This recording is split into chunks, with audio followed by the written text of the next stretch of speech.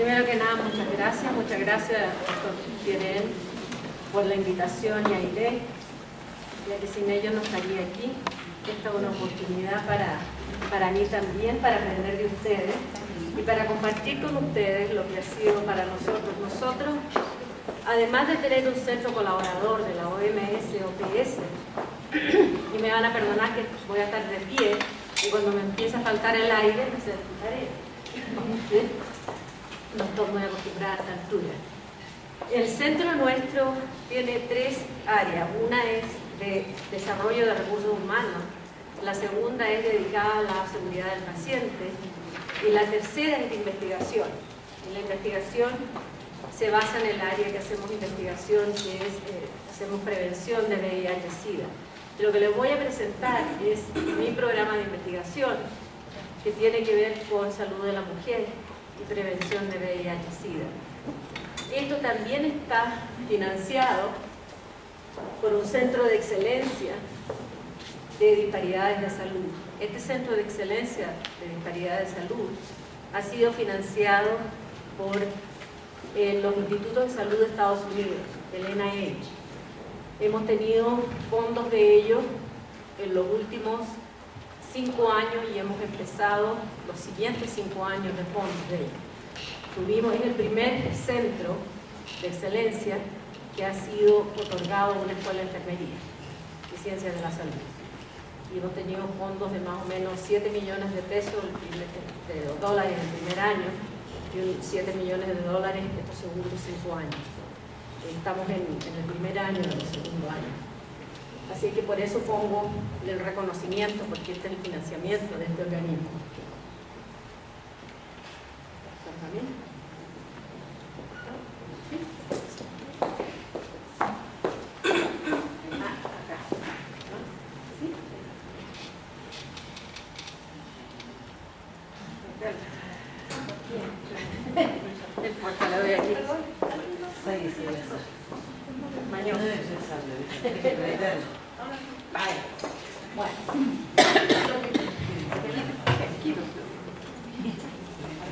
Como objetivo de esta presentación quiero discutir programas de investigación en VIH que son dirigidos a la población hispana, que es con la que yo trabajo. Y quiero que al final también me hagan preguntas, porque esta es la población, mucha población de inmigrantes con la que yo trabajo en Estados Unidos. Y ver las oportunidades y desafíos para las investigaciones con inequidades. Cuando hablo de disparidades, estoy hablando de inequidades de salud, que son mucho más allá que el problema físico. Entonces, nuestro centro se llama, bastante original, el centro, pero inicialmente comenzamos a trabajar solamente con población hispana en este centro de excelencia. Y el enfoque que tenemos en salud es miramos el VIH y otras infecciones de transmisión sexual, abuso de sustancias, la familia y la violencia intrafamiliar, problemas de salud física y mental. Y esto es importante porque todas estas condiciones no suceden aisladas. Estas condiciones suceden dentro del ámbito familiar y están relacionadas unas a la otra. Y la población de los primeros 5 años solamente eran hispanos. Ahora hemos ampliado y estamos incluyendo negros, afroamericanos y del Caribe, y lo que se llama en Estados Unidos minorías sexuales, homosexuales, transvestis,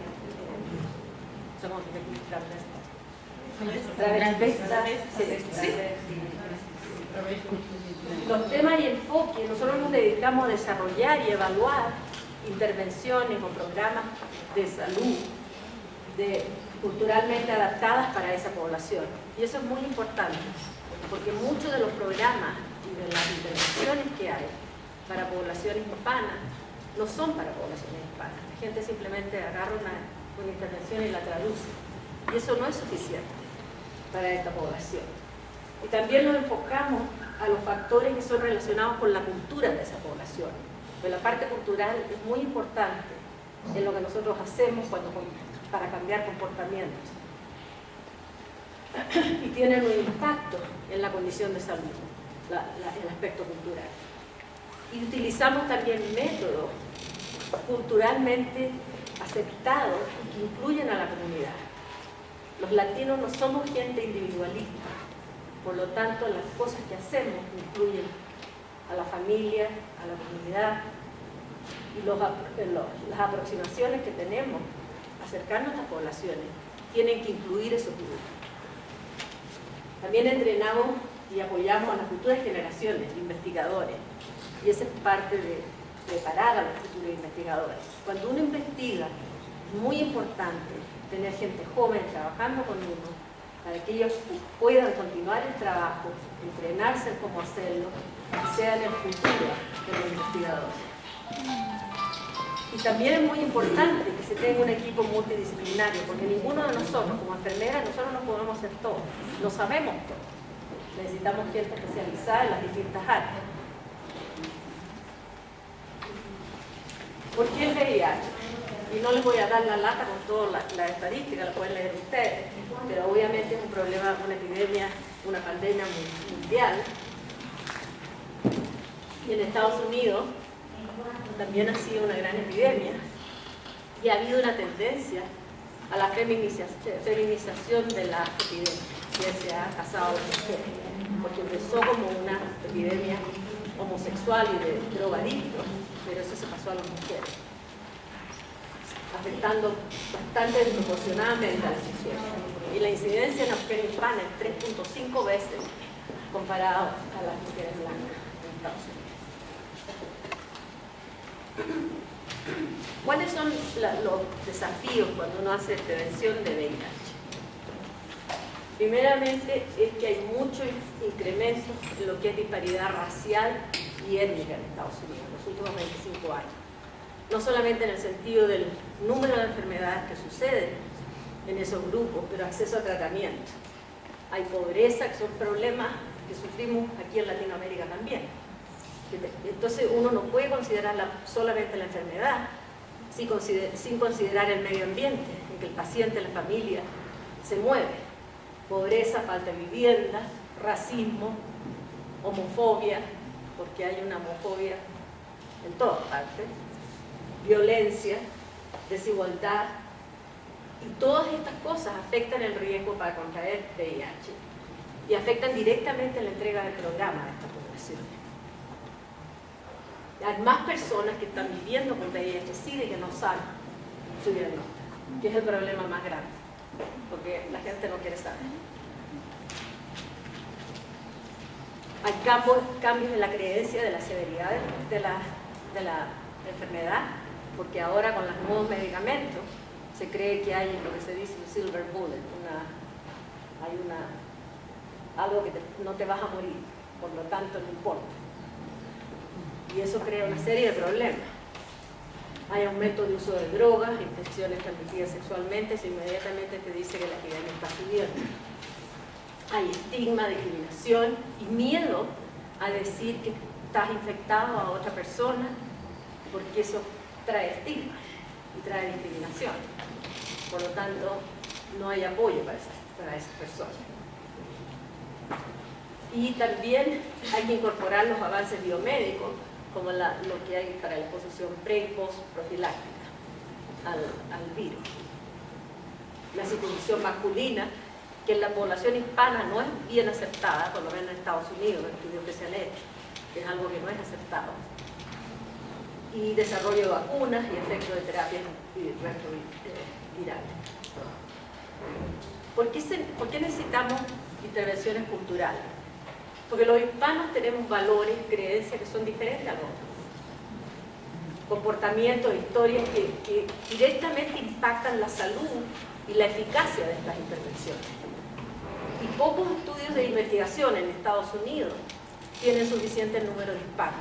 Generalmente somos para entrar en un estudio, por ejemplo en Estados Unidos del NIH, el primer criterio para ser parte de un estudio es que deben leer y escribir inglés. Esta población queda afuera, por lo menos la que yo estudio, porque nadie lee ni escribe inglés, solamente leen y escriben español. Por lo tanto, una población poco estudiada.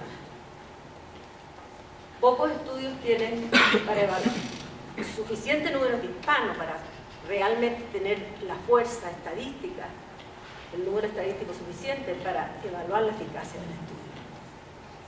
Y las intervenciones que no han sido diseñadas para hispano probablemente no están listas para ser usadas si no han sido evaluadas adecuadamente. Las mujeres están a riesgo de adquirir el VIH por una serie de factores biológicos, sociales, ambientales, diferentes factores. Yo estaba leyendo un artículo en el diario ayer sobre la serie de infecciones que tienen las mujeres en las casas, en los sistemas penales aquí en Bolivia, por falta de baños y de una serie de problemas. Y son parte de lo que existe allá, también con este grupo. Falta de acceso a salud, barreras del lenguaje, cultura, roles sociales como machismo y marianismo. Me imagino que aquí también existe eso. Machismo, por un lado, es el hombre se le da el viste más grande, además de que manda, y el que hace las decisiones. Pero el machismo también tiene un aspecto positivo, que es que el hombre cuida a la familia. Entonces uno, cuando hace estas intervenciones, tiene que tratar de sacar lo positivo del machismo para llevar a la mujer a cambiar su comportamiento. El marianismo, ¿ustedes saben lo que es marianismo? Eso es el que la mujer es la Virgen María. Que todas tenemos que actuar como que somos la Virgen María. No sabemos nada de sexo, no lo hacemos tampoco. Nadie habla de eso, no es un tópico después de comida. Los hijos nuestros no discuten eso. Entonces es un problema para generaciones que van a venir. Y la conceptualización del rol masculino, que el hombre es el importante, y la mujer acarrea nomás y agacha la cabeza y sigue con la carga, digamos, de toda la familia. Y la religiosidad, porque hasta por ahí nomás, porque las latinas dicen que ellas creen en Dios, van a misa, pero no siguen todos los mandamientos, porque sí usan contracepción, usan la pastilla y usan la píldora para contracepción. Cuando hablamos de los programas de investigación, esto parece como un modelo esquizofrénico, pero es algo que yo hice cuando empecé a hacer mis estudios. Después que estaba como en el último, hice una cosa para atrás, mirando todos los estudios que había hecho, por pequeñitos que fueran. Y en realidad, mirando eso, yo les aconsejo a todos ustedes, cuando empiecen a hacer investigación, que hagan lo mismo. Hicieron este estudio pequeñito para ir a probar este instrumento o para ir a hacer un estudio piloto de algo. Hagan un cuadrito, pongan dónde lo hicieron, quiénes participaron, cuántas personas.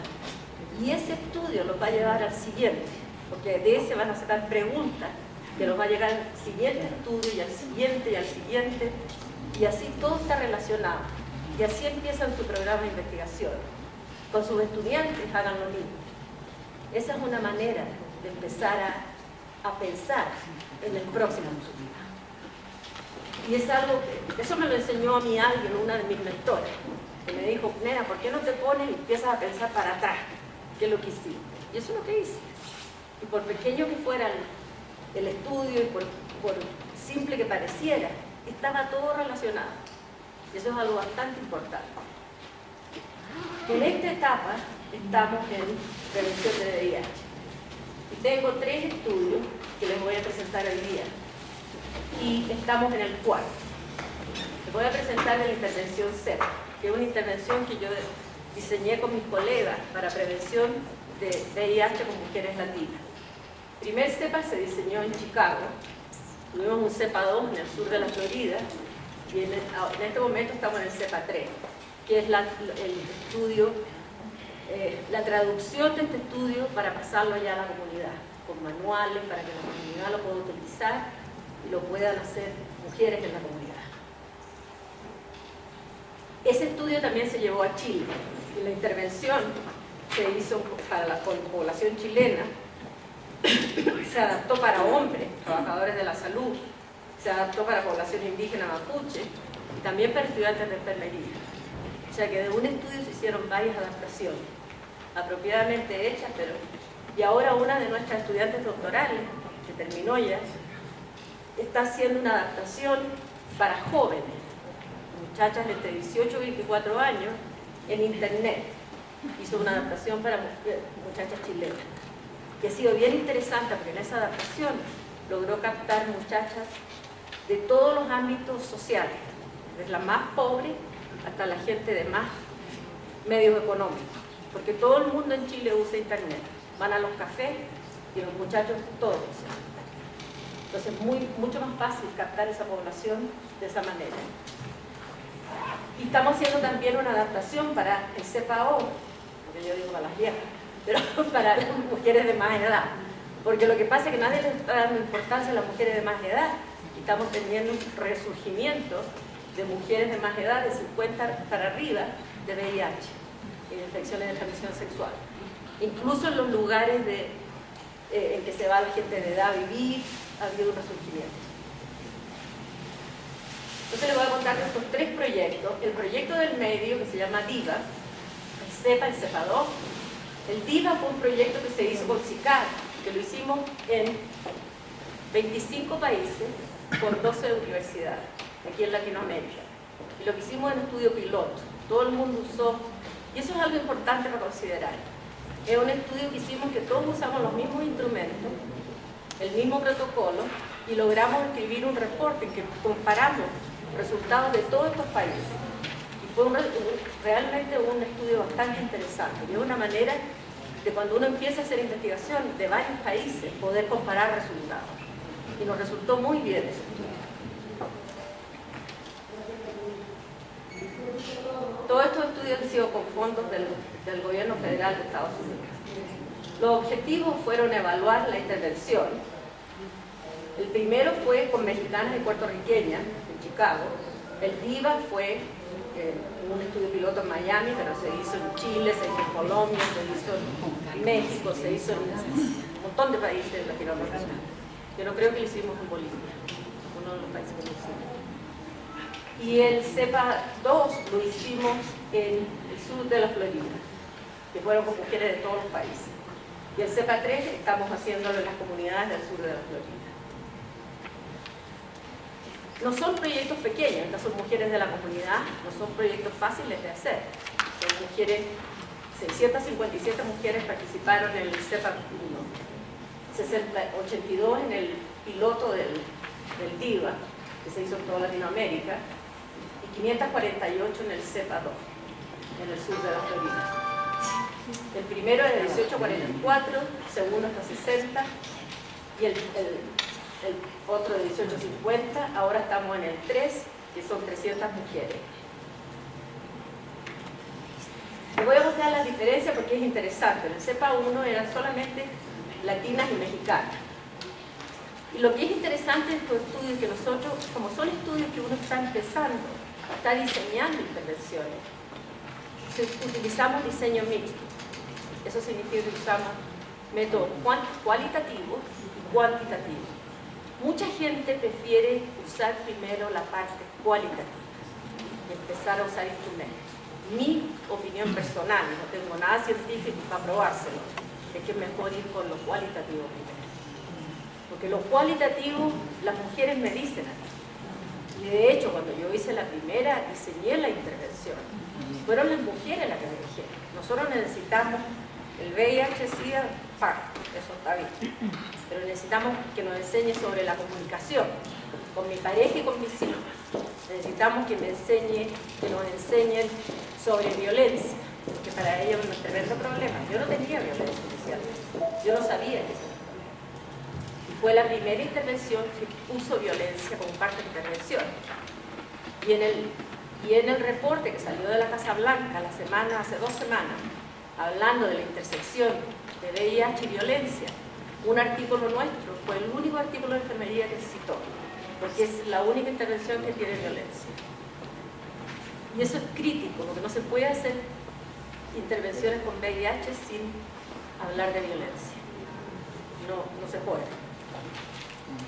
Y la otra cosa importante es triangular los datos de los distintos métodos. Pero yo pienso que el diseño mixto es lo mejor, porque se puede usar triangulación, explicativo, exploratorio. Se usa el cuantitativo, cualitativo, y al final se interpretan los datos basados en ese resultado.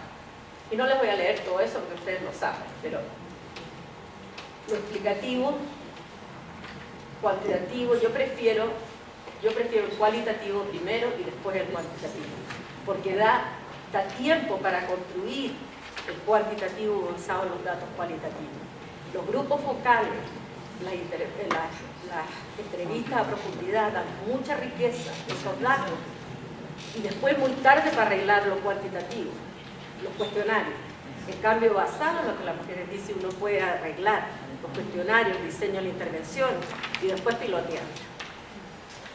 Y este es el diseño de cómo hicimos eso. Y todas las intervenciones tenían un grupo experimental y un grupo control. El tercero es llamar traducción de la intervención, es lo que se llama basada, esto sería como basado en la evidencia de los estudios previos que ya estamos pasando la evidencia a la comunidad. Es como cuando ustedes pasan los protocolos clínicos a la clínica. Entonces esta es ya probando que el protocolo está listo para consumo de la comunidad. La diferencia de esto, y esto es importante, la edad de las mujeres era más o menos la misma en los tres grupos, nacionalidades, el primer cepa eran de México y Puerto Rico.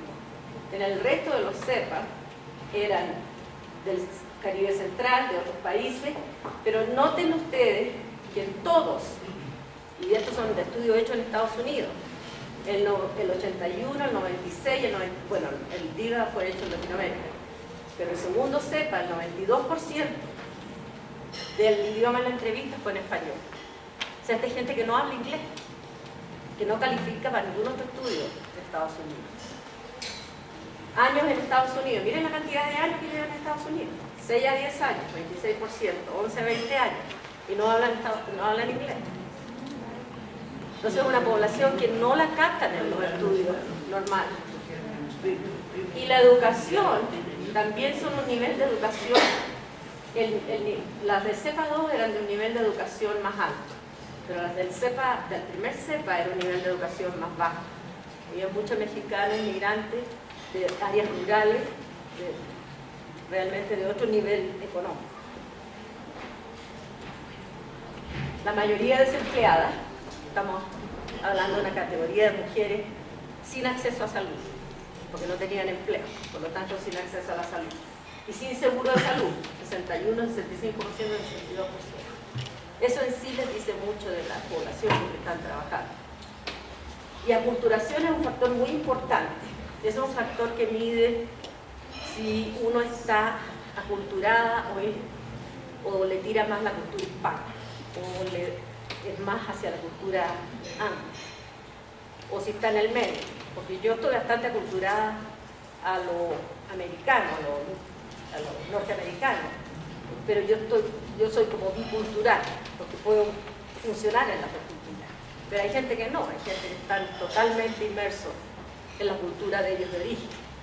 Y eso es importante en salud, porque por ejemplo la gente que está altamente aculturada a la cultura norteamericana tiene más alto riesgo para uso de sustancias, para contraer VIH-Sida, para muchas cosas. Pero sí, hay una cosa protectora de la cultura de origen. Hay aspectos protectores, por ejemplo, la mujer hispana que se embaraza tiene mucho mejores resultados, o recién nacido es mucho más sano que el aunque no tenga cuidado prenatal, que el de una afroamericana en Estados Unidos. Y eso en las mismas condiciones, digamos, de atención y eso. Y eso por la cultura, por el aspecto protector de la cultura. Sin embargo, entre las hispanas, si toman una mexicana y una puertorriqueña, la puertorriqueña tiene mucho peor resultado que una mexicana. Porque es diferente. Porque son culturas distintas. Dentro de los hispanos no somos todos iguales tampoco. Hay diferencias. Entonces, lo que encontramos en los resultados de los grupos focales de CEP y de DIVA, que había mucha violencia física y psicológica. Normas culturales y la culturación eran importantes. Machismo e infidelidad masculina, que eso crea un gran riesgo para las mujeres para contraer enfermedades de transmisión sexual y VIH-Sida. Uso de alcohol y drogas, no solamente de ellas, Las mujeres no consumen drogas en este grupo que nosotros teníamos, pero los hombres sí. Y algunas usaban alcohol. Discriminación en el entorno, discriminación sentían no de los norteamericanos tanto como de los propios latinos, de la gente que tenía papeles en contra de los que estaban en el proceso de sacar papeles. Y barreras para acceder al cuidado de salud, porque la mayoría de ellas no tenían cuidado de salud. Estos son algunos de los ejemplos de lo que decían las mujeres sobre violencia. Por ejemplo, en el CEPA primero. Esa era una mujer que el marido quería que se quedara embarazada y le daba paliza para que se quedara embarazada. Obviamente perdió el bebé. El otro le pegaba y ella decía, bueno, no importa porque él es más grande, más fuerte. Estas de Diva eran bien interesantes. Eran bien como reflexivas, porque reflexionaban, porque decía, el hombre abusivo siempre sabe preparar la escena y empieza por disminuir la autoestima de él, como el hombre aplasta y aplasta a la mujer para preparar el abuso. Y la otra decía que es tan inteligente y controlador, manipulativo, que enseña una cara al exterior y otra es la cara que tiene con la familia y con ella. Y la autoestima se cae tan bajo que no se pierde el sentido del valor. Marianismo y machismo. Una de las mujeres decía que veían al padre, y esto es importante porque cuando hablábamos con las mujeres sobre violencia, ellas, algunas pensaban que violencia era algo que como que la vivían, la habían visto, como que era pan de todos los días, no era importante. Les fue importante cuando hablamos de cómo afectaba la violencia a los hijos, cuál era el efecto en los niños del ambiente violento. Ahí les empezó a las mujeres a hacer el cambio en la cabeza de lo que significaba. La otra mujer le daba vergüenza porque él era infiel. Es terrible. O sea, ella no hacía nada, pero como el otro era infiel, le daba vergüenza a ella. Porque se dice en mi país, vergüenza ajena. Ni la mía. En el Diva era bien interesante porque dice que nosotras las mujeres estamos repitiendo los patrones. Nosotros estamos criando a nuestros hijos como machistas. Y que nosotros tenemos culpa. Porque nosotros fomentamos ese patrón de machismo. Y la otra es lo que dicen los hombres. Y eso lo he escuchado, ¿no? Que yo soy el hombre, puedo hacer el sexo con 10 mujeres y no con 2. Los hombres americanos, diciendo norteamericanos, no tienen sexo con una mujer que no use protección, pero nuestros machos se acuestan con cualquiera. De violencia, estas son las comparaciones del estudio.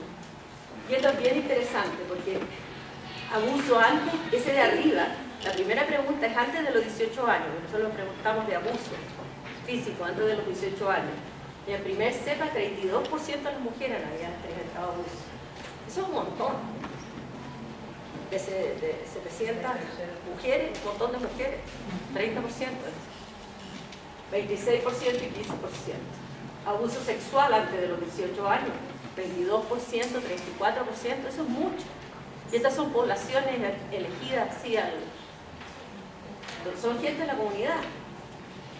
Durante el adulto, física, sexual, también está muy alto. Durante su vida, no la pareja sexual, porque lo que descubrimos cuando estábamos preguntando, ellos le preguntamos con la pareja, porque con la pareja no tenían, decían no, entonces una mujer nos dijo no, pero con otra persona me abusó. Entonces no estábamos haciendo la pregunta bien, y empezamos a preguntar no con la pareja, alguna otra persona, y ahí empezamos a descubrir otros patrones de abuso. Abuso físico, pero muy alto en esta población. Y son distintas poblaciones de distintos lugares de Estados Unidos. Y la de Diva son de otros lugares. Esta es una de las mujeres en la intervención con el bebé. Esa es la estructura conceptual de cómo hacíamos. Mirábamos a los factores personales de la relación, entonces se hacía una randomización aleatoria, una selección aleatoria al grupo de intervención y al grupo de control. Y a los de control le dábamos la intervención más tarde, después que habíamos recogido todos los datos. El primer CEP eran 6 sesiones, el segundo CEP eran 5 y el tercero todo ese contenido se da ahora en 3. Pero ese es el contenido. Primero había que enseñarle conociendo tu propio cuerpo. Nadie sabía nada anatómicamente o fisiológicamente de cómo el hombre y la mujer funcionaban. La mayoría no sabía. Mujeres que todavía pensaban que ligar las trompas de falopio era hacer más o menos que no sé cómo le dicen, ni un nudo, era como un paquete regalo. Una cosa así. Que los niños salían por el ombligo, también lo escuchaba. Y que las mujeres tenían 2 orificios en los genitales, igual que los hombres. Porque eso es todo lo que conocían. Así que lo primero que hacemos, le damos un espejo, que se miren, después le ponemos los modelos, le explicamos lo que es un Papa Nicolau, porque no saben lo que le hacen al Papa Nicolau. Uno les habla de esas cosas, pero uno les explica. Entonces es bien importante clínicamente hablar de esas cosas. Le enseñamos el uso de condón, masculino y femenino, así, con la mano, usándolo, tienen que tener las habilidades. Prevención de comunicación y negociación sexual y resolución de problemas, comunicación, que es crítico. Prevención de violencia, manejo de conflicto y lo que es más importante, cómo de escalar conflictos.